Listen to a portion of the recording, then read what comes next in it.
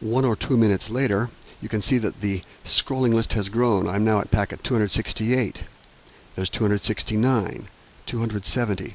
This scrolling list will continue indefinitely for as long as I am capturing network traffic. But before we talk too much about this individual list, I wish to point out that the 3 stacks can be resized. I can make that one bigger or smaller by dragging these lines, and the same for these others. I can make each section larger or smaller, and I can scroll each one independently horizontally to see any of the details associated with each one of them.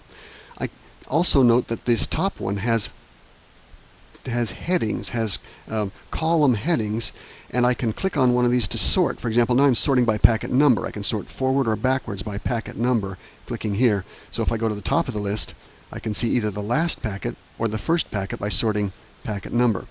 The arrival time, I've been capturing for 210 seconds. I can sort to the time 0 or 218 seconds now as I reverse this.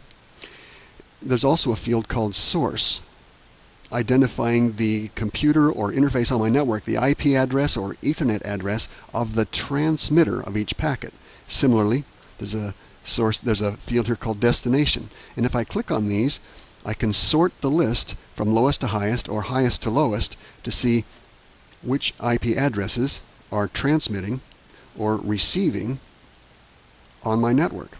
All of these tools, the column headings, the resizing of the columns, the sorting in order, allow me to analyze the data in various ways that are going to be useful. It's helpful to understand these basics of the interface. As we dig deeper into Wireshark, these tools will save us a lot of time.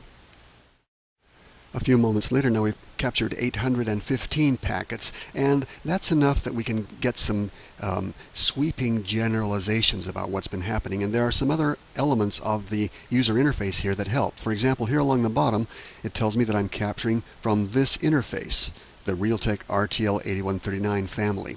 It tells me that we've captured 844, now 852 packets, of which they are all displayed. How many packets we've captured, how many are displayed. The fact that these numbers are different implies, as you would guess, that it's possible to tell Wireshark not to display all of the captured packets, and that is done with things called filters.